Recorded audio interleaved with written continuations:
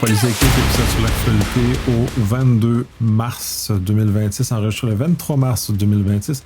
Clairement, j'ai de la difficulté à combiner tout ce qui se passe dans ma vie avec le fait d'enregistrer sur une base régulière le dimanche, comme pour permettre la diffusion le lundi matin. Bref, on va voir ce que ça va donner les prochaines semaines, considérant que je suis en beaucoup de déplacements dans les prochaines semaines. Je vais commencer par une petite peut-être clarification parce que j'ai eu un message sur l'épisode sur l'actualité de la semaine dernière sur lequel la personne était un peu dérangée sur le fait que j'émette des opinions sur le podcast. Cet épisode sur l'actualité spécifique est vraiment une tribune que j'utilise pour commenter l'actualité. Donc effectivement, il y a de l'opinion à travers les actualités que je mentionne sur le podcast, sur cet épisode-ci, seulement sur l'actualité. Donc, puis il est séparé. Si vous voulez ne pas avoir cet élément-là, vous pouvez vous abonner séparément aux autres volets qui sont du podcast si ça ne vous intéresse pas de m'entendre charler ou commenter l'actualité. Pour ceux qui veulent de l'actualité pure et dure de façon francophone, il y a Radio CICIRT qui est disponible, que je vais mettre dans les show notes, qui est excellent en termes de contenu, mais qui vraiment se limite à relater les faits et ne va pas dans l'opinion comme ce que je fais. Et par ailleurs, puis peut-être parce que je ne le mentionne pas assez bien ou assez clairement, le fait que je mentionne mes opinions par rapport à un sujet ou une actualité en spécifique n'est pas un énoncé de vérité, mais un énoncé qui veut ouvrir le dialogue avec les personnes. Ceci est peut-être moins clair pour certaines personnes. Pour d'autres l'ont été plus parce que j'ai des dialogues très intéressants qui se sont ouverts sur des sujets ou des opinions que j'ai émises qui parfois n'étaient pas bien alignés avec le réel ou pas suffisamment appuyés par des éléments factuels. Donc ça permet ce débat-là, cette conversation-là ou ce dialogue qui s'ouvre avec la personne avec qui veut échanger justement sur des points qui ne sont pas. Donc c'est toujours vraiment dans cette perspective-là de dialogue que j'ouvre, que je mets que je commente essentiellement. Donc si vous désirez réagir à ces éléments-là, soit en privé, c'est préférable parce que ça a une discussion beaucoup plus ouverte et souple, ou en public, si vous voulez un peu plus de dynamisme, si vous voulez, sur la conversation, plus qu'un dialogue en l'occurrence. Donc, vous êtes toujours bienvenu de le faire de façon toujours bienveillante et de façon authentique et non hostile, si on peut, un peu justement pour amener cet espace de conversation et de dialogue qui permet de faire avancer. Bref, fin de la parenthèse. J'espère que la personne qui a écouté, en tout cas, bref, elle a mentionné qu'elle cesserait d'écouter, malheureusement. Mais cela étant, je suis désolé, s'il y en a d'autres qui sont dans cette perspective-là, vous avez toujours les opportunités, comme j'ai mentionné.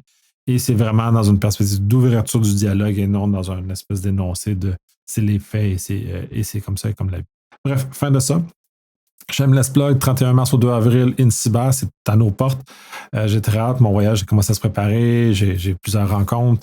Encore une fois, si vous désirez, je vais me prendre beaucoup, notamment sur le kiosque de Ciblex. Mais je vais me promener également sur l'ensemble du salon. Si vous voulez aller prendre des pintes, des cafés, peu importe, levez la main, puis ça va me faire plaisir qu'on se retrouve un petit moment pour discuter, pour dialoguer sur des sujets de cyber qui, est-ce que bref, ça me passionne beaucoup, ce genre de choses-là. Du 14 au 17 avril, BotConf à Reims, ça va être super intéressant. J'ai très hâte de voir ce que c'est. C'est une première expérience pour moi. Du 20 au 22 avril, ITSec à Saint-Hyacinthe, code rabais dans les show notes si vous voulez participer. Il rassemblerait une petite compétition sur LinkedIn en qui est capable d'attirer le plus de personnes. Moi, j'ai aucun mérite. Je suis pas de ces calibres-là. Bref, mais si vous voulez venir me voir, je vais aborder un sujet d'intelligence artificielle. Il est en cours de concoction. Normalement, je devrais envoyer aujourd'hui ou demain mon titre et ma description justement pour que vous puissiez voir si c'est intéressant et pertinent pour vous de venir m'écouter chialer encore sur des affaires. En tout cas, de parler d'éléments d'IA et de cyber. 28-29 avril, cyberconférence CyberEcho. 9 au 17 mai, NordSec. Le 3 au 5 juin, le Styx. 19 septembre, B-Side. 1 au 3 décembre, InCyber à Ottawa. Et 24-25 février 2027, le Secure revient. On revient à la même place. On est en train de concocter un certain nombre de choses. On est déjà en préparation. Je crois que cette année, les idées ont il y a eu beaucoup de bonnes idées qu'on va rebrasser et qu'on va remixer pour l'an prochain pour améliorer encore plus la formule. Bref, fin de l'introduction. Désolé pour le très très longue introduction considérant ça. Si vous êtes en format web, vous pouvez skipper ce genre de choses-là. Bref, première section, intelligence artificielle. La première section d'intelligence artificielle, c'est vraiment plus tout ce qui est un peu tristounet, au sens où on a ouvert la boîte de Pandore maintenant. Il y a une capacité réelle de faire de la pornographie juvénile à l'aide de l'intelligence artificielle. Il y a des débats à travers ça intéressants à voir. Je crois qu'on doit les avoir. L'Europe a commencé à en avoir. Certaines autres législatures sont en train d'avoir ce débat-là exactement pour encadrer et éviter cette dérive-là qui est en train de gâcher la vie des jeunes filles, principalement, et donc de commencer à enfin, baliser ce qui aurait dû toujours être balisé. Là, essentiellement, je ne comprends pas ce qu'il y en est. Mais en même temps, il y a un aspect intéressant aussi, ça, puis il y a deux facettes au problème. Il y a la facette que l'outil permet de générer, ça, c'est une chose, et Grok est un énorme problème de ce côté-là. De l'autre côté, il y a tout le fait que les gens le font. Donc, c'est ceux qui le font aussi sont un peu un problème. Donc, les deux aspects sont problématiques en ce sens-là. Donc, les deux devraient être punis dans l'expérience de justement faire ce genre de choses-là et d'amener à une certaine hostilité pour les femmes et en plus pour les jeunes filles en l'occurrence, de cet usage-là un peu déviant de l'intelligence artificielle.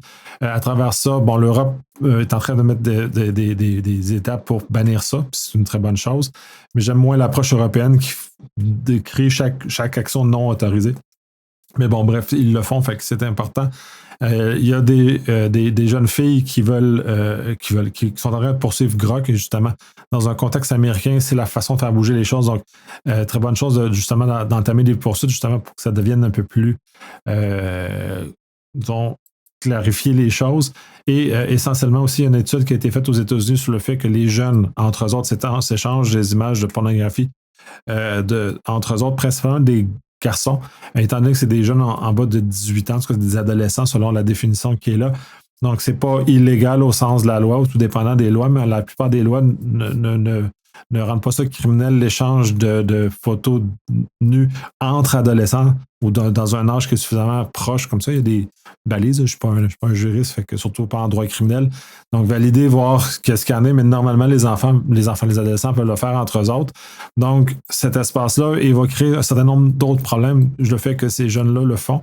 Mais c'est important justement que la loi européenne ou les lois à travers le monde viennent encadrer ça, parce que même si au niveau criminel, dans plusieurs juridictions, ils ont le droit de les échanger ces images-là, ça n'empêche pas que le fait de nudifier une camarade de classe ne devrait pas être autorisé d'aucune façon, parce que ça vient attaquer clairement l'intégrité de la personne et l'image de la personne. Donc on est dans deux sphères complètement différentes, mais qui sont très dommageables pour les jeunes.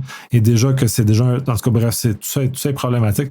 J'ai bonne foi qu'on est en train d'aller sur la bonne track, même si on a ouvert la boîte de Pandore il y a déjà quelques temps. J'espère qu'on va être capable de refermer ou de limiter les dommages qui sont associés avec ce genre de choses-là pour les personnes qui s'en viennent et les adolescentes et adolescents du futur qui auront à vivre ce genre de choses-là. Sortons de ce bloc-là qui est un peu tristounet, mais il y en a d'autres éléments aussi. Que l'intelligence artificielle, les chatbots d'intelligence artificielle favorisent la désillusion ou tous les problèmes de psychose au niveau du AI. On a déjà abordé cette question-là avec Cybercitoyen, c'est très intéressant, puis avec beaucoup d'éléments factuels. Cette étude-là vient réaffirmer le fait que pour le moment, c'est des gens qui sont sensibles à ce type de choses-là qui vont tomber dans ce genre de psychose-là, qui ont déjà des prédispositions à tomber dans ce spectre-là. Malheureusement, donc, ne augmenterait pas le nombre de personnes, mais expose davantage des gens qui n'auraient peut-être pas été exposés, même s'ils sont prédisposés, qui ne tomberont pas dans la psychose. Bref, c'est un débat à avoir. Et c'est très difficile, selon les études pour le moment, de bloquer cette façon-là d'amener le AI. Quoique en version 5, GPT est beaucoup plus sensible et limite un peu certains traits qui favorisent les psychoses. Donc, on voit déjà des améliorations, mais c'est un sujet qui est très complexe. Surveillez autour de vous si vous voyez des gens qui sont en train de tomber dans ces univers-là, justement pour les aider à se sortir ou d'aller chercher de l'aide pour se sortir de ces de ce secteur-là, de cet état-là, justement, avant que ça soit un peu plus problématique. Quelque chose d'un peu, on va tomber un peu plus dans le cyber. Pourquoi les agents AI vont devenir un très grand support à la sécurité moderne. On l'aborde dans les épisodes avec Sequoia, notamment dans celui qui vient de sortir la semaine dernière, et un autre que j'ai enregistré et qui va sortir probablement d'ici un mois. Avec David, justement, on est capable de décortiquer comment le AI peut fonctionner dans cet environnement-là et comment celui-ci peut venir appuyer fortement les appuis de sécurité défensive. Donc, les agents vont commencer à être une partie prenante du quotidien des SOC du futur. Donc, c'est très intéressant de le voir. C'est pas magique, contrairement à ce qui nous est vendu, mais il y a des ajouts importants et la façon que ça fonctionne va multiplier la capacité des SOC et donc nous aider notre capacité défensive. La fraude par AI augmente la profitabilité selon Interpol. Google lance une IA pour traquer les bugs dans le noyau, donc ça a aidé à corriger un certain nombre de vulnérabilités qui étaient dans le noyau de Linux, notamment, qui justement avance. C'est très intéressant de voir cet usage-là qui est positif et qui durcit l'environnement. Et ça va être important parce que les rapports de force est en train de se changer. On est en plein dans un point de rupture. Donc, ça va être important de justement qu'on soit capable de mieux sécuriser les systèmes parce qu'on a des agents qui vont être capables de le détecter. Puis on va voir dans d'autres nouvelles justement cet aspect-là. Okta vient régler un problème de micromanagement des agents AI. Et c'est intéressant parce que c'est une solution au niveau de l'identité des agents. Un peu le problème qu'on voit avec OpenClaw notamment, mais les autres, le fait que les agents AI ont une capacité d'accès trop élargie. Et j'ai d'autres éléments qui vont avancer là-dedans, qui vont justement d'autres podcasts avec d'autres personnes, justement, qu'on va aborder ce niveau de l'identité. Comment l'identité peut être un outil très puissant pour permettre aux agents de fonctionner tout en gardant la sécurité de ça. Et pour moi, c'est là où ça devient important et beaucoup plus que mettre un OpenClaw dans un Docker va réussir à contenir le problème davantage que ça. Bref, l'identité. Je suis content de voir qu'il y a des efforts commerciaux de ce côté-là. Le créateur de Signal, Myron Bonspark, est en train de travailler avec Meta AI pour faire du chiffrement bout en bout des requêtes qui sont faites avec Meta AI. Malheureusement, il n'y a pas suffisamment d'informations dans l'article pour être capable de qualifier ou savoir qu'est-ce qui est fait exactement. Mais au minimum, on sait qu'il y a une personne reconnue du domaine, donc le créateur de Signal, a justement contribué. Donc, ça va favoriser cette protection-là, que les chats avec Meta AI vont être protégés d'un chiffrement à bout en bout, mais j'ai très hâte de voir l'implantation parce que je vois un certain degré de complication, mais étant donné que c'est des gens très brillants, j'ai très hâte de voir ce qui va sortir de cette collaboration-là. Un AI voyou, Rogue en anglais, aurait créé des incidents majeurs chez Meta, notamment en donnant accès à trop de monde à des informations sensibles des utilisateurs de Facebook probablement et de toutes les plateformes de Meta. Donc, un agent aurait fait faire un changement en production qui a ramené à ce genre de situation-là. Donc, on est encore dans un cas comme AWS qui avait connu un incident, même s'ils disent que ce n'est pas un incident. Le AI est en soi très dangereux parce qu'il y a une portée trop grande au niveau des accès. Il n'est pas capable de contrôler. On ne contrôle pas bien encore. Ça va être important de commencer à le contrôler davantage, justement, puis s'assurer. Et de ne plus prendre la présomption que l'AI, parce qu'il est capable de parler, qu'il est intelligent et qu'il est capable de comprendre le contexte. Il ne comprend aucun contexte. Du moment qu'on va être capable de redescendre de notre nuage ou de notre licorne et de comprendre les limitations importantes du AI et donc de développer les outils conséquents en cybersécurité, je pense qu'on va avoir un gain énorme et on va commencer à embarquer dans l'âge d'or, si on veut, des agents AI qui, ceux-ci, vont être capables d'opérer à travers des contextes très, très contraints, mais qui vont être très utiles pour les gens sans tout briser au passage, comme c'est le cas à l'heure actuelle. Donc, j'espère qu'on va basculer d'un à l'autre. Le MCP, l'espèce de langage qui a été développé par Anthropic pour communiquer entre les agents et d'autres parties tierces, est fondamentalement brisé selon un article. Puis effectivement, je pense que c'est en train de mourir, cette approche-là, malheureusement. C'est l'approche clé qui est en train de prendre le dessus parce qu'elle est beaucoup plus souple et beaucoup plus serrée. Il y a beaucoup de problèmes dans le protocole, notamment parce que les fenêtres sont trop grandes, les fenêtres de contexte sont trop grandes, bouffent les fenêtres de contexte. C'est très difficile de réussir à contrôler la sécurité de ça. Il y a eu plusieurs problèmes, notamment il y a encore des problèmes de cette nature-là. Donc, probablement que cette technologie-là va disparaître avant même d'avoir pris sa pleine capacité. Fait que c'est un peu intéressant de voir ça, mais c'est un milieu qui bouge très vite, l'intelligence artificielle. Donc, faut pas s'attacher trop longtemps à des solutions qui sont là parce qu'elles peuvent changer et disparaître dans un clin d'œil. Bref, c'est très, très, très intéressant. Et dernière nouvelle un peu moins intéressante en quelque sorte, Palantir AI va s'implanter très fortement à l'intérieur de l'appareil militaire américain. Donc, c'est très préoccupant parce que c'est des outils qui sont utilisés pour faire de la surveillance de masse, qui sont utilisés pour notamment faire des armes automatiques à base de décisions automatiques sur base de AI. Donc, c'est très préoccupant, ces éléments-là. Et la ligne rouge ou la chicane avec l'anthropique et tout ça vient mettre en perspective, mais en même temps, dans l'absolu, les gouvernements vont avancer, quoique les compagnies peuvent mettre des lignes rouges comme elles sont. Donc, bref, c'est préoccupant. Comme citoyen, il faut faire valoir notre préoccupation et faire valoir nos enjeux par rapport à ça et justement utiliser les tribunes qui nous sont disponibles pour les faire valoir pour que ces gouvernements-là aient à la limite des balances de pouvoir, là, un peu le fonctionnement d'une saine démocratie avec toutes les institutions qui permettent de balancer le pouvoir et s'assurer qu'il n'y ait pas de corruption, qu'il n'y ait pas de mauvaise situation, et ainsi de suite, mais de s'assurer qu'on a les safeguards ou les guardrails, tout dépendant, dans le système qui viennent justement protéger. Si même dans l'absolu, je pense que c'est inévitable que l'intelligence artificielle, comme on la connaît maintenant, entre de façon beaucoup plus importante dans le domaine militaire. Donc, bref, de ce côté-là. Section suivante, au niveau de la guerre, parce que ça continue malheureusement, dans plusieurs semaines de la guerre en Iran. Donc, on va commencer justement avec ce volet-là. La Pologne a réussi à repousser des attaques cyber, probablement venant de l'Iran dans ce cas-ci, ou bref, qui est supposé qui vient de l'Iran. C'est très difficile de retracer, mais bref, dans ce cas-ci, c'est ce que j'ai mis dans cette section-là. L'important, ce n'est pas autant d'avoir réussi à bloquer l'attaque que d'avoir limité la capacité des attaquants à avoir de l'intelligence ou information. Parce qu'il y a une partie de découverte qui est faite là-dedans. Donc, ces informations-là alimentent un cursus de connaissances très, très puissant chez l'attaquant qui vont leur permettre d'aller plus vite la prochaine fois et d'attaquer différemment les différentes infrastructures en Pologne. Donc, de s'assurer de repousser le plus loin possible. Et même si ils ont réussi à limiter ou à bloquer l'attaque, les attaquants ont quand même réussi à capturer un certain nombre d'informations qui peuvent être utiles pour remonter des nouvelles attaques ou d'autres éléments. Allez, l'article, super intéressant. Les paradigmes sont en train de changer à cause notamment de cette guerre-là. La guerre en Ukraine aussi, elle amène d'autres changements de paradigme, mais la guerre en Iran accélère énormément puisqu'il y a beaucoup moins de pudeur maintenant associé à l'usage de la technologie à l'intérieur comme étant un élément prédominant dans les guerres dites hybrides maintenant. Justement aussi dans la même ligne, les crimes auraient augmenté de 245% selon Akamai, puisque depuis le début de la guerre en Iran, justement, l'Iran ne se gêne plus maintenant pour se faire valoir de ce côté-là.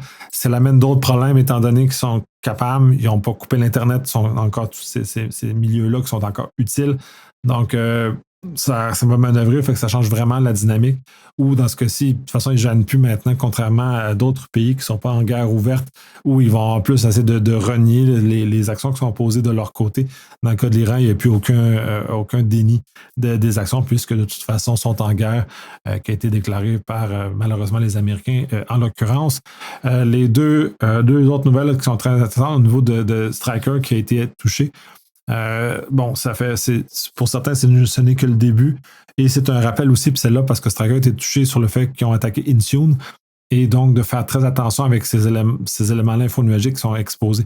Donc, c'est un moment important de revisiter votre configuration de vos tenants M365, Google Workspace, etc., justement parce qu'ils vont être des cibles très, très attrayantes et de très grande importance pour l'Iran en l'occurrence, mais pour toutes les attaques qui sont de cette nature-là, puisque j'ai vaguement l'impression qu'on va aller en accélérant de ce côté-là et qu'il va en avoir de plus en plus et sont rendus relativement indifférents à qui attaque. C'est des attaques de plus d'opportunités juste pour faire des dommages, pour faire valoir leurs points.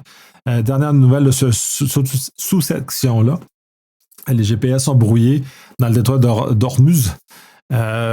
C'est intéressant de voir ça, à quel point ces technologies-là qui vieillissent mal, les bateaux ont des équipements désuets qui sont très difficiles à se protéger contre ce type de brouillage-là. Donc, vont mettre d'autres moyens. Donc, ça s'ajoute aux moyens en place de lancer des missiles sur les bateaux de l'Iran, maintenant brouillés, qui limitent encore la capacité de navigation des bateaux qui sont pour la plupart pas capables de naviguer sans ou trop ces équipements-là. Donc, bref, c'est très particulier. On voit les changements, le changement de paradigme. Je pense qu'on va avoir une couple de réactualisations à faire parce que des choses qui nous semblaient acquises ne le sont plus maintenant. L'Ukraine a frappé une usine d'électronique en Russie. C'est intéressant de le voir. On a naturellement un biais positif face à l'Ukraine en l'occurrence, mais il demeure que tout l'engin de propagande, puis c'est ça qui est intéressant dans cet article-là, le fait que l'usage des blogueurs militaires russes pour justement faire de la propagande interne est en train d'un peu se casser parce que cette même propagande-là n'est pas d'accord avec le pouvoir en place qui cherche à atténuer la portée de l'incident, contrairement aux réels qui disent que plus. En tout cas, ces blogueurs-là disent plus que ça a comme un aspect beaucoup plus critique sur la capacité de la Russie à mener à bien sa mission. Donc, il y a cette espèce de chicane interne-là qui est intéressante à voir là, pour quelqu'un qui s'intéresse de façon très, très éloignée à la guerre, mais qui, quand même, un certain degré d'intérêt. Je ne suis pas un spécialiste, d'autant plus que je n'ai pas passé par le chemin du service militaire pour comprendre vraiment ce qui est à l'intérieur, mais d'un point de vue extérieur, civil, ça m'est intéressant de regarder comment tout ça se passe.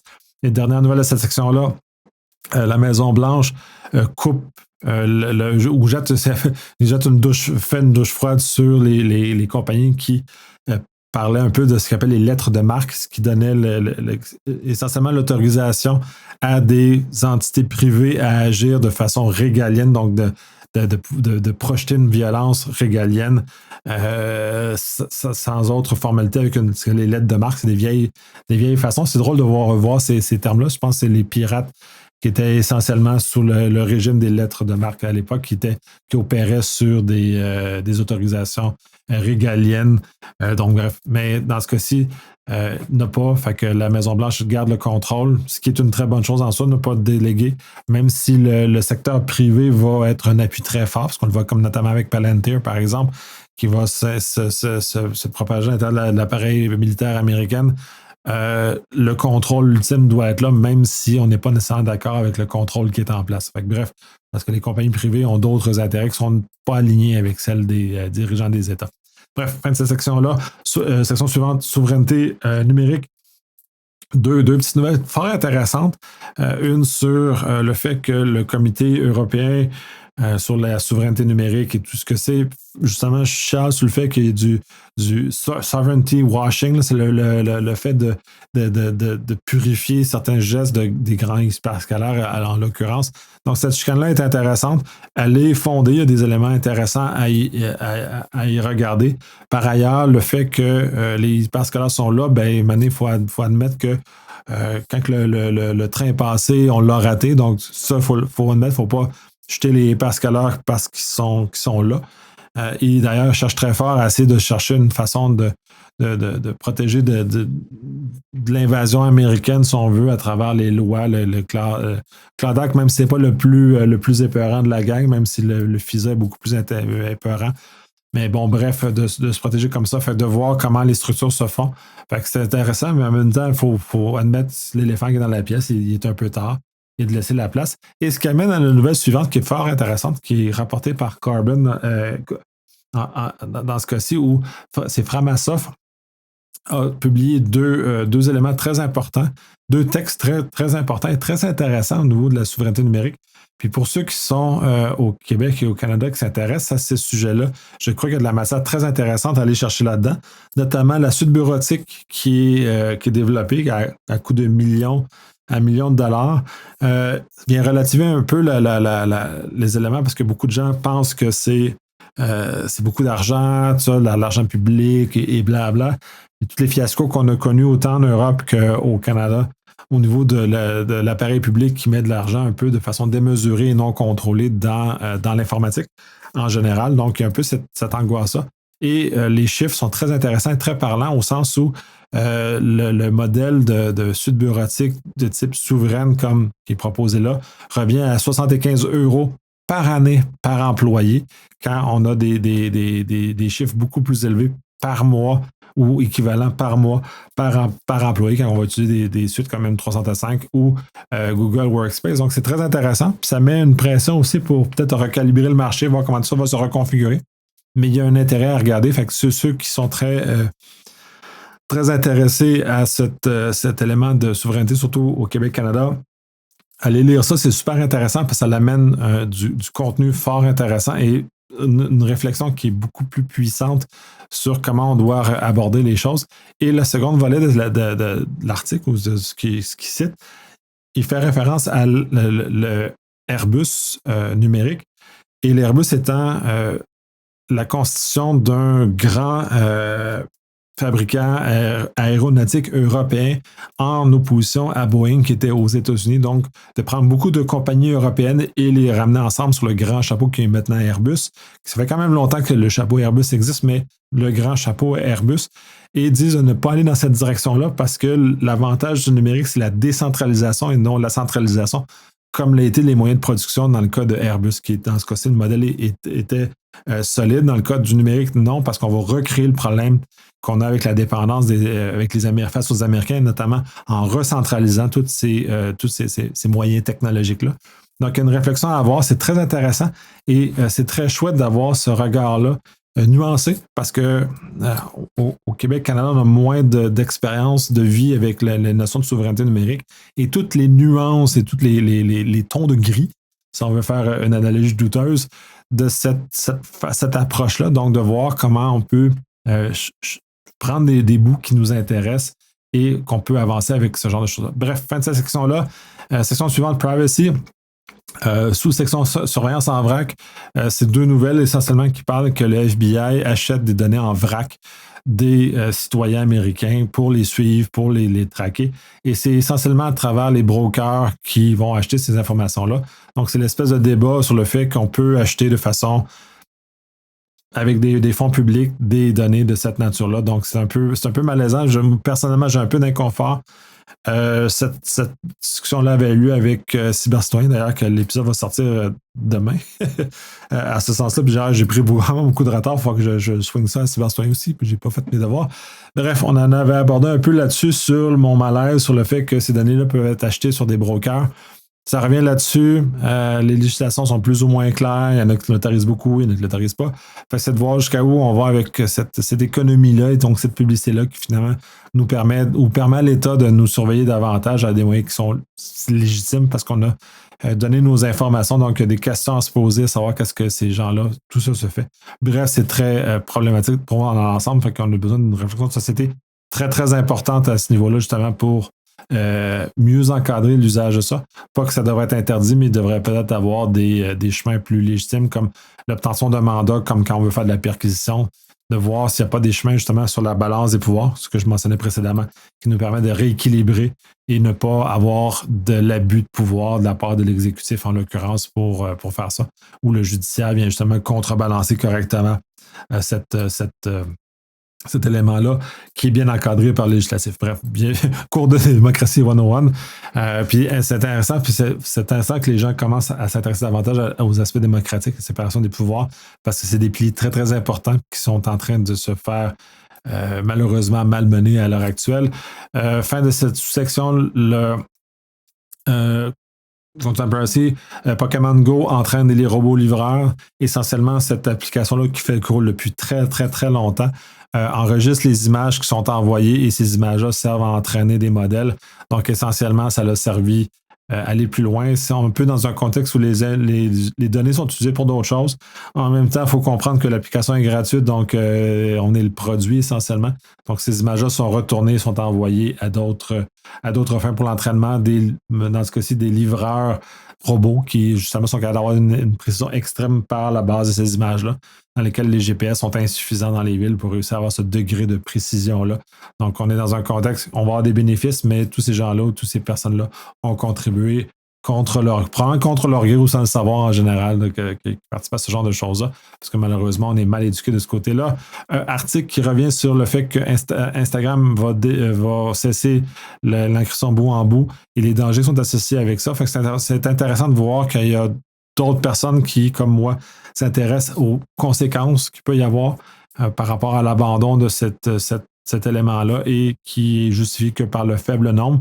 Et je suis allé voir depuis, puis c'est très compliqué à activer. Donc, si c'était une simple case à cocher, je peux comprendre que ça soit fait, que là, on peut l'abandonner parce que personne n'utilise. Mais si on doit connaître ce que c'est, savoir que tout le chemin pour nous mener jusque-là, à ce moment-là, il n'est pas à la bonne place. Fait que c'est un peu de mauvaise foi que ça a été désactivé. Mais bref, les intérêts commerciaux probablement de Meta sont alignés sur le fait que c'est plus intéressant de voir le contenu. Bref, voyons là-dessus, ça va continuer. Si vous avez des opinions, ça en est dans la chose des opinions parce que je suis un peu perplexe parce que de ce que j'en connais, et j'en connais pas de temps, sur la protection des enfants et des adolescents, c'est flou. Je pense qu'il va y avoir peut-être plus de conséquences négatives à terme, mais bref, si vous avez des stats, des données, j'aimerais savoir justement ce dialogue-là. Comme je mentionnais en pre-show, que moi, dans le fond, j'ouvre le dialogue. Donc, si vous avez des choses en privé, on pourrait jaser de ça, de ces éléments-là, justement pour permettre de raffiner ma compréhension des tenants et aboutissants, des côtés positifs et négatifs de ce qu'il pourrait y avoir à travers ça que je connais moins bien, essentiellement. Strava Leaks, c'est très particulier parce que c'est pas la première fois que Strava fait fuiter ce genre d'informations-là. Parce que les personnes qui courent, clairement, là, c'est la France qui a été touchée, les États-Unis l'ont déjà été. Il y a. Je suis un peu perplexe par rapport à ça. On ne devrait plus. De toute façon, les gens dans l'armée, je ne comprends pas que c'est toléré, ce genre de comportement-là. Il devrait y avoir des règles et des conséquences. Mais je ne sais pas, je n'ai pas lu l'article au complet, fait que je ne sais pas s'il y a eu des conséquences. Mais il devrait y avoir des conséquences et des rappels réguliers que ces actions-là, pour les gens qui sont dans l'armée, ne devraient pas exister. À un moment donné, c'est ça qui est ça. Puis on n'a pas nécessairement besoin de partager ou que des systèmes gérés par l'armée ou des tenants de ces logiciels-là gérés par l'armée qui sont souveraines, régaliennes, machin. Pourrait répondre à un besoin de vouloir répondre à ce besoin de communication, de faire du sport, de se motiver, mais avec ses collègues dans l'armée et non avec le grand public et de faire fuiter des informations comme c'est là. Fait que, bref, c'est un peu particulier tout ça. Dernière nouvelle de cette action-là, c'est les démocrates appuient les démarches du pouvoir en place pour renforcer essentiellement, c'est la loi FISA dans ce cas-ci qui est mentionnée dans l'article, mais je sais pas clair si ça couvre que ça, mais justement de réaffirmer la capacité d'espionnage du FISA section 702, qui est une loi très puissante en termes de capacité d'espionnage et d'interception des communications en sol américain, qui affecte des gens à l'extérieur, donc des non-citoyens américains. Donc, c'est un peu particulier, mais en même temps, comme on le voit dans d'autres articles, le FBI abuse de cette base de données-là. Donc, on a un problème, en tout cas du moins pour les Américains, à tout le moins, un problème d'espionnage interne, ce qui normalement est protégé par les lois américaines. Et pour les étrangers, bien, savoir que vous êtes tenus devant la machine américaine, puis en le prenant ça de cette façon-là, ça permet d'avoir une compréhension de ce qui se passe, ou en tout cas, bref, un état des choses qui nous permet de prendre des décisions adéquates par rapport à ça. Section suivante, la loi. Ça, j'ai peut-être recoupé des éléments qui j'avais de la difficulté à recouper dans les épisodes précédents. Je l'avais déjà fait, mettre une session sur le legalese, sur les lois. Fait que je vais l'amener plus comme ça à l'avenir. Ça va être peut-être plus facile pour moi de séparer. Bref, première nouvelle, la vérification de l'âge. Là, cet article-là parle essentiellement de la loi en Californie, mais un peu la folie des législateurs de vouloir faire des lois sur le contrôle de l'âge, l'accès au système d'exploitation. Le fait que les Linux devront vérifier l'âge avant de booter et ainsi de suite. Donc, un décalage très important entre le législateur, son objectif et la réalité d'application des lois qui sont en train de mettre en œuvre. Donc, ce décalage-là va commencer à causer de plus en plus de problèmes. C'est pas positif ce qui s'en vient.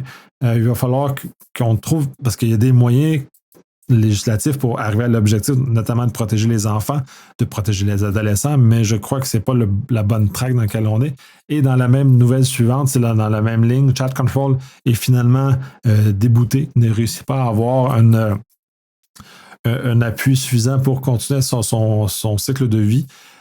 C'est intéressant, là c'est drôle parce que c'est le parti pirate européen, tout ça. Puis là, je connais un peu ça. Puis là, encore là, je m'y connais mal en politique européenne, fait que excusez ma méconnaissance. Et si vous avez des informations complémentaires ou m'éduquer un peu sur ce que c'est, comment ça fonctionne, pourquoi ce parti-là est l'importance. Mais je trouve que le propos qui est dit est intéressant parce que je ne sais pas s'il est authentique par ailleurs, mais il est intéressant sur le fait que l'objectif, puis comme je mentionnais pour les lois précédentes, l'objectif de protéger les enfants de façon adéquate et de façon efficace. Et pour moi, ces lois-là ne sont pas des moyens qui arrivent à ça. Et même au fait que je me sens agacé parce que je me sens espionné et épié avec ces lois-là qui vont un peu trop loin, à mon sens, de mon impression d'avoir un certain espace à la vie privée, à la protection de mes informations et tout ce que c'est. Donc, je trouve ça un peu particulier, mais c'est intéressant ce qu'il amène. Et là, il faudrait peut-être justement ramener la conversation sur comment on peut vraiment protéger les enfants avec les lois pour des moyens technologiques. Et dans ce contexte-là, puis la semaine passée, je crois, il y avait la phase qu'en Allemagne, il y a déjà une loi qui est similaire à ça. Et essentiellement, ça submerge les corps policiers de plaintes qui sont non fondées parce que c'est justement, comme je mentionnais précédemment, quand c'est des adolescents entre eux autres qui s'échangent des photos de pornographie, ce n'est pas illégal au sens criminel. Donc, ça l'amène à une zone où ça crée une surcharge sur des choses sur lesquelles les lois n'ont pas d'effet. Par ailleurs, il y a d'autres affaires, d'autres réflexions à avoir sur la pornographie à l'adolescence, entre eux. Mais ça, c'est un autre débat, c'est d'autres préoccupations. Mais bref, de se trouver une meilleure façon d'arriver à mieux protéger les enfants. Puis je pense qu'on ne le regarde pas de la bonne direction, à mon sens, où on s'en va pas, on n'arrive pas à l'objectif qui est voulu et on a juste plus de contrôle sans réussir vraiment à régler le problème qui est recherché. Donc, pour moi, ça me bug beaucoup cette dissonance-là entre les deux côtés. Nouvelle suivante, au niveau on est encore dans des lois qui essaient de contrôler tout ce qui se passe. Au niveau des imprimantes 3D, les paniques, ça, c'est l'article, c'est de panique morale. Puis c'est un peu sur la même chose sur la pornographie juvénile. Là, c'est l'impression 3D d'armes à feu. Donc, c'est tous ces éléments-là, d'avoir des registres, des choses comme ça. Donc, il y a des réflexions. Je ne dis pas que c'est faux ou qu'on ne doit pas arriver à ça. Je suis d'accord à ce qu'on contrôle les armes à feu parce que à part les États-Unis, on est dans des pays qui ont des lois très robustes, qui ont démontré leur efficacité pour limiter la violence par arme à feu. Ça ne limite pas la violence aux otages, c'est pas parfait, il y a des choses, mais au moins on voit que c'est les lois que nous avons présentement réussissent à bien cadrer et bien arriver à l'objectif. Dans ce cas-ci, on commence à avoir des éléments complémentaires qui le sont moins. Et je me sens de plus en plus dans des films dystopiques où on voit des marchés, des bazars dans le futur, dans l'espace, où il y a des éléments étranges, où le cyberpunk, le neuromancer, un peu, tous ces univers-là sont en train de se faire. Puis actuellement, on est en train de créer des zones grises et des marchés noirs de par des mauvaises applications des lois ou des mauvaises façons d'arriver à vouloir stabiliser la société, parce que c'est un peu ça l'objectif. Mais bref, il y a beaucoup de discussions à avoir comme ça. Je n'ai pas trouvé d'interlocuteur avec qui je peux débattre sur ça. Donc, j'ai pas d'espace pour ça pour le moment, mais bref, ça m'intéresse énormément de débattre là-dessus. Parce qu'il y a de quoi faire, il y a de quoi améliorer, de stabiliser, de rendre notre société plus sécuritaire, plus au sens où plus sereine aussi également, en enlevant des éléments comme ça, mais je trouve qu'on ne prend pas le bon chemin pour y arriver, essentiellement. Bref, puis j'ouvre le dialogue. Là. Pour ceux qui trouvent que j'émets de l'opinion, là, j'ouvre le dialogue. Si vous venez parler, ça m'intéresserait beaucoup. Pas nécessaire de passer sur le podcast, ça peut être des conversations privées, mais ça m'intéresse beaucoup parce qu'il y a des aspects là-dedans qui m'acharnent, mais je ne comprends pas comment résoudre le problème. Puis de toute apparence, il n'y a pas de chemin qui se font. Nouvelle suivante, Apple peut délister n'importe quelle application avec ou sans cause, selon les contrats qui est fait. Puis c'est déjà mis là parce que ces chicanes-là entre Apple et des développeurs d'applications, ça arrive, c'est aussi un rappel que c'est un marché privé. Google a la même chose. Donc à ce moment-là, est-ce que c'est bien? Les lois européennes essaient de justement rebalancer ça différemment, de faire que ces marchés-là, ces marketplaces-là soient plus réglementés. Puis parce que c'est un marketplace privé, puis sont tellement massifs, effectivement, on doit pouvoir agir de façon avec des lois pour équilibrer les forces de marché, ce qui a toujours existé dans n'importe quel autre système. Dans ce cas-ci, ben, c'est un système comme les autres, c'est un marketplace comme les autres. Il doit le se faire. Fait que c'est intéressant de voir cet aspect-là. Il reste par ailleurs que la plainte en question, elle est insipide, là, à bien des égards. L'avocat a fait n'importe quoi, il y a du slop AI là-dedans. Bref, il y a d'autres choses aussi autour qui est intéressant, mais en même temps, le fait que Apple ait le pouvoir absolu là-dessus, pas de tribunal ou pas de moyen de médiation, ben, ça devient à terme achalant, puisque pour de plus en plus de joueurs, ça devient un marché important, où on sort du jardin fermé à la Apple ou Google et qu'on réouvre le marché, mais ça, comme ce qui est exigé en Europe, le side loading. Il y a d'autres problèmes, mais j'ai des nouvelles là-dessus spécifiques qui vont adresser.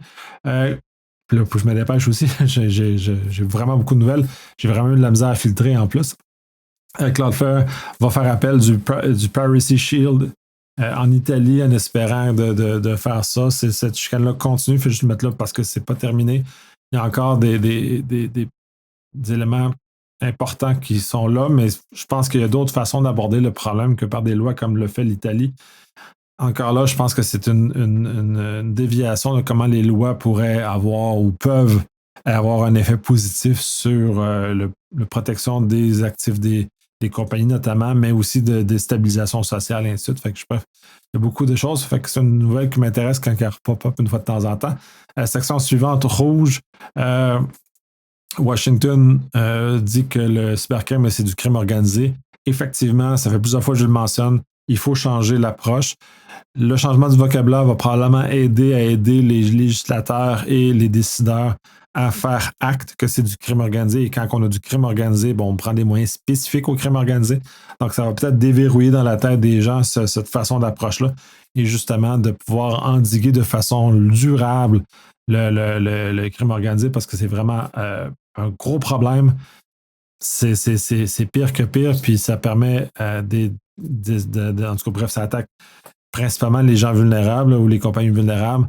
Ça ne dit pas que faites pas attention, là, c'est d'être négligent, mais en même temps d'avoir un marché aussi actif au niveau de la criminalité et de cybercriminalité, c'est un problème. Fait qu'il faut rééquilibrer le côté de ce côté-là. Fait que je trouve ça intéressant qu'enfin, ils vont changer le vocabulaire pour peut-être aider à basculer sur d'autres choses. L'Europe sanctionne des Iraniens ou l'Iran, je ne sais pas clair l'article, en tout cas, bref, qui auraient fait des attaques, qui auraient eu des interventions hostiles sur des pays d'Occident, notamment l'Europe, mais également les États-Unis. Donc, c'est intéressant de voir que maintenant, le cyber peut amener à des sanctions. Donc, c'est un point de réflexion, savoir que si des attaques émanent d'un pays, mais ce pays-là peut être sanctionné. C'est un levier. Là, il y a un peu d'exagération avec ces leviers-là, mais ça ne mène pas toujours à des résolutions, comme on le voit d'ailleurs en Iran, ça n'a mené à aucune résolution, les sanctions internationales.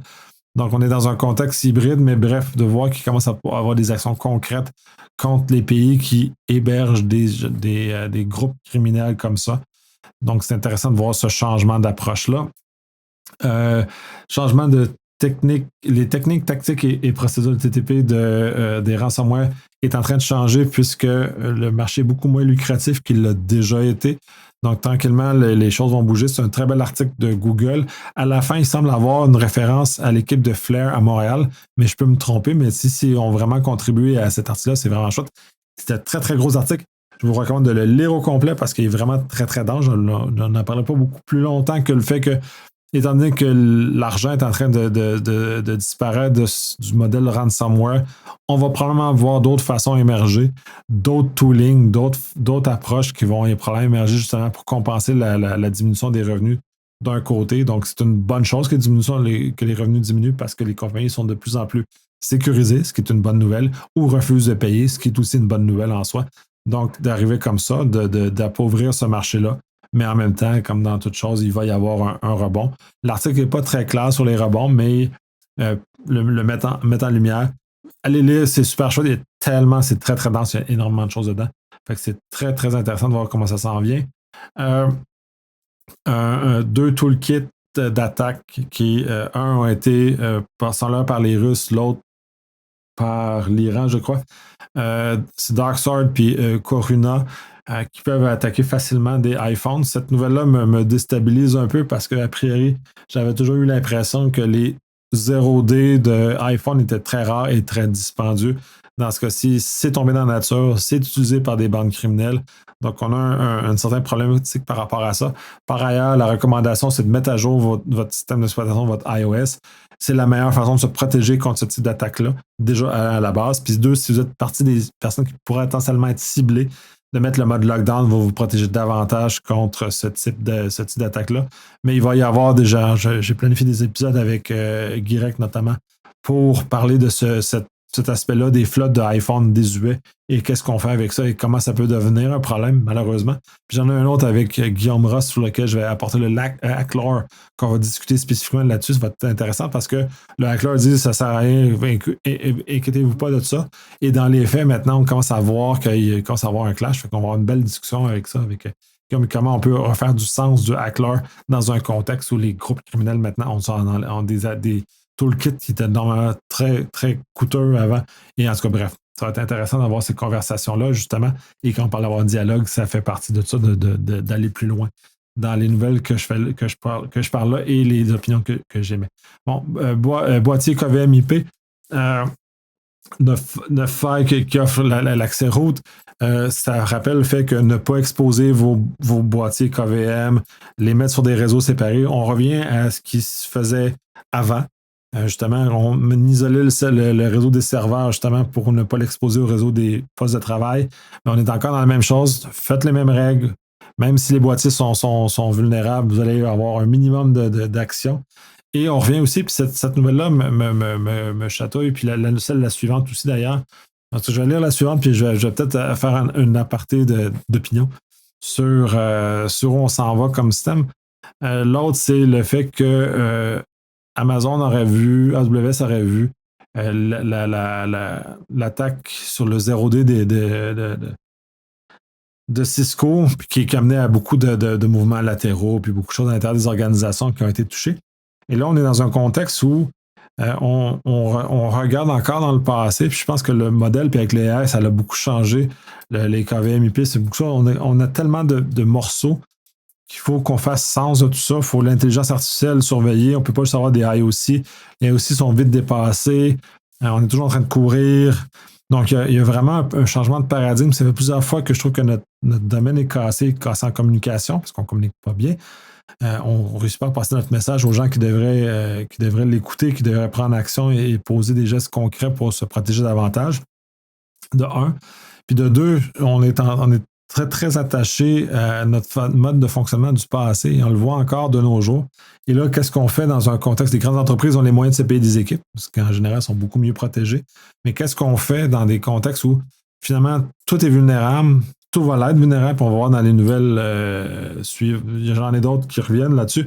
Le AI accentue les vulnérabilités. Comment on fait pour réussir dans un contexte où les serrures ne sont pas robustes? Est-ce qu'on met des. Comment on doit faire? Puis je pense qu'on n'a pas encore flippé le paradigme correctement. Puis je pense que matière à réflexion à avoir là-dessus sur comment on change de paradigme, comment on doit évoluer le modèle de protection et comment on doit aller sur autre chose pour aider les organisations avec des MSP, MSSP.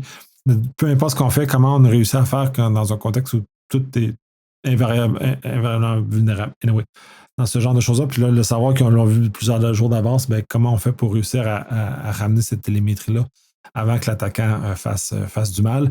Bref, Trivi, compression de Trivi par Bose Sécurité, c'est une suite un peu au podcast que j'ai fait avec eux. Je vais tenter le terrain, voir si c'est intéressant de faire une deuxième partie, parce qu'ils ont sorti un deuxième blog là-dessus qui est en cours de rédaction parce qu'ils n'ont pas encore toutes les informations, donc ils vont s'améliorer avec les jours, que plus ils vont trouver d'informations. Mais à valider, voir qu'est-ce que je peux, ce qui est intéressant, peut-être à regarder avec eux autres de ce côté-là. Lors des malwares qui s'auto-guérissent, ou le code qui s'auto-guérit. Cet article-là est intéressant, c'est un grand write-up, c'est très long, avec beaucoup d'aspects, puis fort intéressant d'ailleurs, parce que ça nous permet de voir comment le code peut se faire et comment on peut améliorer notre propre code et comment les malwares l'ont utilisé et comment on trouvé des moyens justement de rester beaucoup plus persistant, d'être capable de résister aux changements et tout ce qui se passe. Donc, bref, une très bonne lecture intéressante pour enrichir puis peut-être nous rappeler certaines notions qu'on a peut-être oubliées avec le temps. Il trouve sans faille dans les drivers Windows pour 600 $. Donc, essentiellement, ça, c'est un titre sensationnaliste un peu que Corbin a fait. Mais essentiellement, ce qui arrive, c'est qu'il y a des personnes qui ont trouvé beaucoup de failles dans des pilotes de périphériques, des drivers dans Windows, qui pour la plupart ne sont pas corrigés à l'heure actuelle parce que les choses sont en fin de vie et ramène tout le problème des bring your own drivers, c'est-à-dire d'amener des drivers vulnérables qui nous permettent de hijacker un système de Windows, de contourner les DR, et ainsi de suite. Donc, on est comme dans un contexte un peu paradoxal de ce côté-ci. Donc, il y a des questions à se poser, savoir où on s'en va avec ça, qu'est-ce qu'on fait avec des choses en système en fin de vie.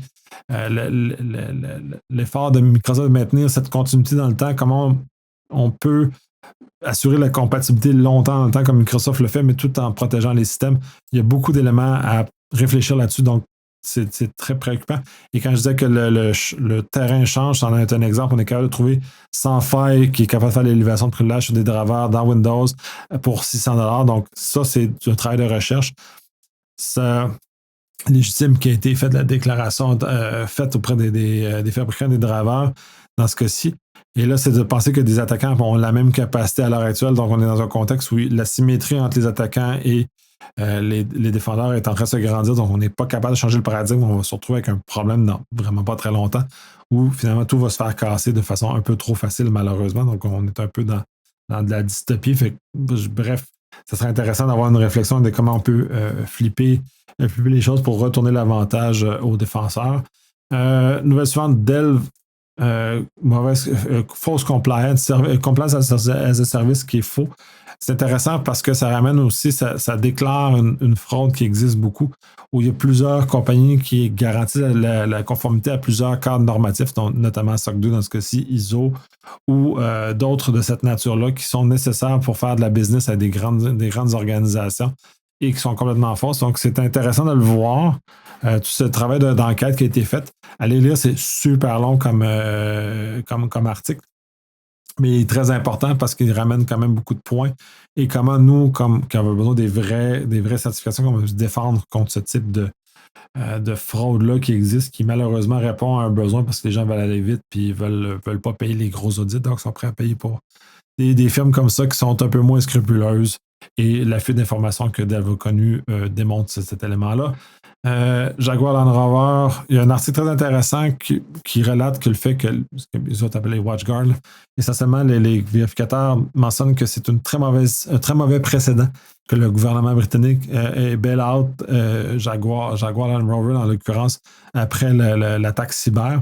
Puis c'est un peu ce que je mentionnais justement quand je commentais cette nouvelle-là. Au moment où c'est arrivé, ça crée des espaces où les compagnies ne prennent pas leurs responsabilités, que les gestionnaires, les hauts gestionnaires, les exécutifs ne sont pas imputables des actions qui sont faites, qui ont mené à ce problème-là, donc à tout le côté. Mais en même temps, je comprends que le gouvernement britannique avait comme pas le choix aussi de l'autre côté, puisque le nombre d'emplois directs et indirects liés avec le fait de l'arrêt de production de Jaguar Land Rover est quand même très, très important. Donc, on va me pris en deux plasures. Mais il y a d'autres façons d'arriver à cette chose-là de façon s'assurer que les compagnies prennent leurs responsabilités en cyber réellement et que ce n'est pas les contribuables qui se retrouvent à payer la facture d'une négligence de la part de ces exécutifs-là. Section suivante, la bleue. Une compagnie a réussi à débusquer les faux travailleurs de la Corée du Nord. Article très intéressant, très long, mais très intéressant sur le fait que pendant un processus d'embauche, une compagnie s'est rendue compte qu'il y avait la potentialité d'un fraudeur et au lieu de couper la démarche-là, a décidé de collaborer avec les FBI notamment pour réussir à débusquer celui-ci et donc de couper un réseau assez complet de fraude de cette nature-là, de travailleurs qui viennent extraire des salaires de compagnies principalement américaines, mais pas exclusivement, et justement, ça va financer le régime nord-coréen, en l'occurrence.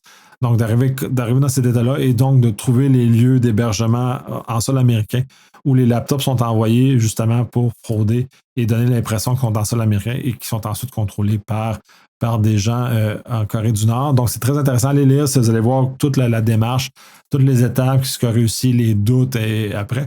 Ça pourrait probablement vous inspirer quand vous allez avoir vos propres processus d'embauche pour vous assurer que vous n'avez pas de fraude de cette nature-là dans vos environnements. Par contre, dans les pays francophones, on est encore relativement épargné parce que les Nord-Coréens ne parlent pas encore très bien français, ils parlent mieux anglais. Même s'ils ne parlent pas un super anglais, ils parlent quand même mieux anglais. Somme toute, donc c'est une cible qui est faite. Mais bref, c'est intéressant de le voir. Fait que c'est une belle vue de l'intérieur de comment tout ça fonctionne. Nouvelle suivante, aussi très long article, puis qui va sur une suite parce que c'est le premier de plusieurs, qui explique la sécurité du processus de démarrage des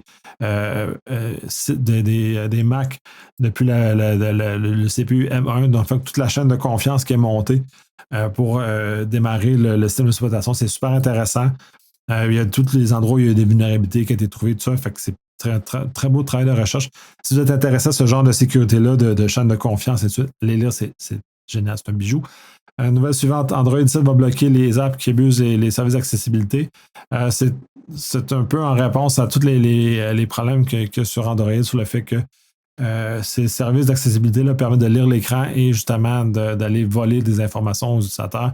Ça va amener des situations complexes. Je ne sais pas ce que ça va faire à terme, mais bref, c'est une première étape pour limiter.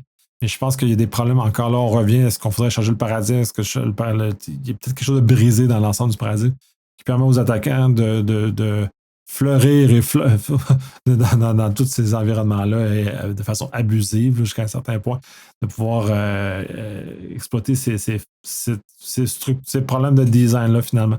Alors, ça, puis on essaie de repatcher comme ça avec des petits éléments un par-dessus l'autre qui arrivent. Donc, bref, c'est peut-être une réflexion à avoir. Puis là, je suis vraiment dans le thème de faut réfléchir comment on fait de la cyber. C'est vraiment ça mon thème d'aujourd'hui sans même le savoir.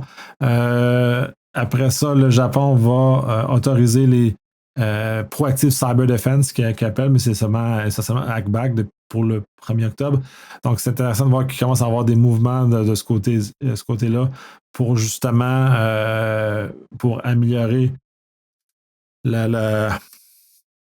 ou le retour comme ça. Fait que bref, ça va. Les temps changent essentiellement. Fait que ça, c'est intéressant de voir comment ça se passe. Super article sur comment Electronic Arts est en train de préparer son système anti-triche pour les PC ARM. Comme j'ai parlé la semaine dernière, tous les systèmes qui vont protéger justement contre la triche, les jeux en ligne. C'est super intéressant de le voir qu'il y avait tout le système sur Windows, mais là, c'est sur Linux. Fait que, bref, ça décortique un peu, c'est complexe, puis très intéressant pour ceux qui aiment aller du côté très profond de matériel. L'article est vraiment sharp. Pour aller là, les articles connexes aussi permettent d'aller très, très loin en termes de contenu. C'est super le fun. Arxiv, je ne sais pas comment on le prononce dans le fond, qui est essentiellement le lieu de publication de beaucoup de recherches. Puis sur laquelle je m'appuie énormément, surtout pour l'intelligence artificielle, où il y a des papiers super intéressants qui sont publiés, des papiers de recherche. Va se séparer de l'Université Cornell pour trouver une forme d'indépendance. Pas que c'était nuisible de travailler avec Cornell, mais c'était limitant parce que la façon que les budgets sont faits, la façon que l'argent et ainsi de suite, de pouvoir fonctionner, donc de trouver une meilleure capacité à financer ce lieu de publication-là qui est très intéressant, gratuit. Accessible à tout le monde. Donc, bref, c'est vraiment, vraiment très sharp. Et je l'utilise énormément. Puis pour ceux avec qui je fais de la veille, je vois souvent des papiers qui arrivent de celui-là parce qu'il est super intéressant pour amener, surtout en intelligence artificielle. Dernière nouvelle de cette section-là. Le sideloading au niveau de Google a changé un peu la stratégie du chemin pour faire du sideloading, pour être plus sécuritaire. C'est essentiellement par l'augmentation des délais en différentes actions pour essentiellement briser le modèle actuel de forcer ou d'installer un sideloading très rapide pour hacker le système. Fait que ça ne fait que ralentir le processus dans ce cas-ci, donc ça va limiter le modus operandi actuel. Probablement que les attaquants vont retrouver d'autres choses. Encore une fois, le sideloading est un problème, même si je faisais référence au fait que les marketplaces de Apple et Google sont nuisibles en termes de compétitivité. somme toute, puis que les législateurs sont en train de s'y attaquer. De l'autre côté, le sideloading n'est pas une solution efficace, surtout en cybersécurité, parce qu'on ouvre d'autres problèmes. Donc encore là, on a voulu régler un problème en créant un autre qui est probablement beaucoup plus nuisible, somme toute, que le fait qu'on est dans un marché captif dans l'occurrence. Donc, c'est très, très préoccupant de voir ça, mais de voir qu'il faudrait, bref, trouver une stratégie pour ouvrir le marché, de cesser d'être dans le marché captif, mais tout en assurant que les mesures de cybersécurité minimales pour que les personnes qui n'ont pas de connaissances puissent, en toute sécurité, télécharger des applications. Est-ce que les systèmes de solutions mobiles soient beaucoup plus durcis ou peu importe la stratégie, mais bref, de trouver une façon d'y arriver. Divers, quelques petites nouvelles ou insolites, là, mais vraiment plus divers dans ce cas-ci, que je trouve très intéressantes, mais que je n'ai pas réussi à mettre dans une section. Ubuntu 26 va faire mettre l'affichage des mots de passe en sudo. C'est-à-dire que historiquement, quand on fait notre mot de passe en sudo, quand on tape le mot de passe, il n'y a rien qui s'affiche à l'écran et ça embarque. Là, depuis la version 26, il va y avoir les astérisques qui vont apparaître. Fait qu'on va être capable de voir la longueur du mot de passe. Ça crée un énorme débat. C'est intéressant de lire l'article parce qu'il y a du débat, il y a des plus, des moins. Puis chacun a un modèle de risque associé à ça. Donc, de voir comment tout ça fonctionne. Un peu comme le Hackler, le modèle de risque, il faut vraiment le comprendre pour le faire. Et c'est deux points de vue très forts qui se combattent. Par ailleurs, pour ceux qui veulent maintenir le fait que ça ne renvoie rien à l'écran, il est possible de désactiver l'affichage des petits. Mais allez voir, le débat lui-même est super intéressant parce que ça amène des réflexions profondes et fondamentales sur la cybersécurité et pourquoi les choix ont été faits il y a très longtemps et pourquoi ceux-ci doivent être soit changés ou soit conservés. Bref, allez voir. Article suivant sur le fait des clés privées, essentiellement pour la signature, mais pas exclusivement. C'est un article qui fait la promotion du fait d'avoir plusieurs clés pour signer, donc d'avoir plusieurs signataires et qu'il faut au minimum de clés, il faut un quorum de clés pour réussir à signer ou chiffrer le contenu. C'est très intéressant comme approche. Ça fait longtemps que je le vois, que je vois en même temps qu'il n'y a pas nécessairement d'application de ça qui est très, très forte. L'article est très intéressant parce qu'il amène le fait qu'on perde une clé ne brise pas la signature ou ne classe pas tout. Et le fait que maintenant, quand on signe avec une seule clé, dès que la clé est divulguée, ce qui arrive malheureusement trop souvent, ça vient détruire toute la chaîne de confiance de tout ce qui a été signé précédemment avec la clé. Donc, on est dans un contexte comme ça que quand on a deux clés, là, on vient de doubler la résistance à ce genre de choses-là. Et plus on augmente le nombre de clés minimales dans un pool de clés, plus on rend ça résilient à ça. Puis en entreprise, il n'est pas rare qu'on doit avoir plusieurs signatures, notamment pour certaines dépenses ou certaines structures. Donc, cette notion-là n'est pas étrangère des entreprises, d'avoir plusieurs signataires. Là, ça serait intéressant de le voir atterrir de façon beaucoup plus formelle et plus étendue en cybersécurité parce que c'est des choses qui fonctionnent depuis longtemps. Les algos fonctionnent comme ça depuis longtemps, donc on est capable d'arriver à cette stratégie-là. Super intéressant. Puis, bref, l'article explique aussi un peu comment ça fonctionne de façon humaine pour que les gens qui n'ont pas nécessairement un PhD en crypto soient capables de comprendre comment ça fonctionne de signer avec plusieurs clés, mais c'est super intéressant comme approche. Donc, c'est quelque chose peut-être à mettre de l'avant. Article sur le fait que les médias sociaux créent des dommages pour les enfants. J'en reviens encore là-dessus. J'en ai eu d'autres précédemment. Je l'ai mis dans une section comme ici. Parce que là, c'est des études qui commencent à démontrer ça. Là, le fait de plus en plus de pays veulent aller vers là. Fait que c'est intéressant. Aller lire. Puis enrichir ça. Puis la dernière, puis c'est un sujet un peu plus léger, mais on va finir sur une note beaucoup plus légère, sur que la flexibilité sur le télétravail et probablement favorise la productivité. Il y a une énorme volonté de retour au bureau pour beaucoup. Moi, je suis un fervent dans le fond de la flexibilité plus que de l'hybride ou quoi que ce soit, d'être dans un contexte où quand ça fait du sens d'être au bureau quand ça ne fait pas de sens. Mais je comprends que dans certains contextes, c'est plus compliqué sur des grandes populations d'employés d'arriver avec ce genre de réflexion-là ou de mettre dans les mains de gestionnaires qui sont peut-être mal outillés pour faire ce genre de décision-là. Mais d'amener cette réflexion-là, ou d'amener cette culture-là, d'amener les gestionnaires peut-être avec un peu plus de marge de manœuvre ou de réflexion là-dessus, des outils pour les aider à comprendre les moments où c'est utile, les moments où c'est pas utile d'avoir du télétravail et d'aider les équipes à réfléchir là-dessus. Bref, très, très, très long épisode. Vraiment désolé de ça. J'avais tellement de nouvelles à vouloir, plus un très gros préambule sur le fait que le commentaire que j'ai obtenu, puis je me sentais obligé de devoir faire des clarifications justement pour amener l'espace correctement parce que dans les faits, oui, un sous-ensemble. Le fait que je fasse l'opinion avec le volet actualité. Quand dans les autres, je suis moins dans l'opinion, j'appuie avec des gens, avec des experts de domaine, donc je suis en dialogue avec d'autres personnes. Donc, c'est un peu ça. C'est aussi mes opinions sont vues de cette façon-là. Bref, merci beaucoup, Sylvain, d'avoir été jusqu'au bout. Je suis à Montréal cette semaine. Pour ceux qui y sont, levez la main si vous avez écouté jusqu'au bout. Et je suis en France pendant 3 semaines ensuite. Et levez la main aux alentours. Bref, c'est quand même me déplacer un peu en Europe.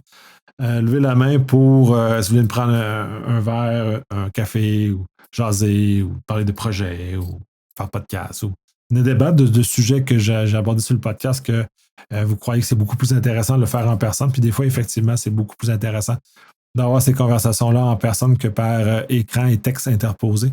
Donc, bref, sur ça, je vous souhaite une excellente semaine. J'espère que vous avez écouté jusqu'au bout, mais en tout cas, respect si vous l'avez fait. Puis, on va continuer comme ça la semaine prochaine.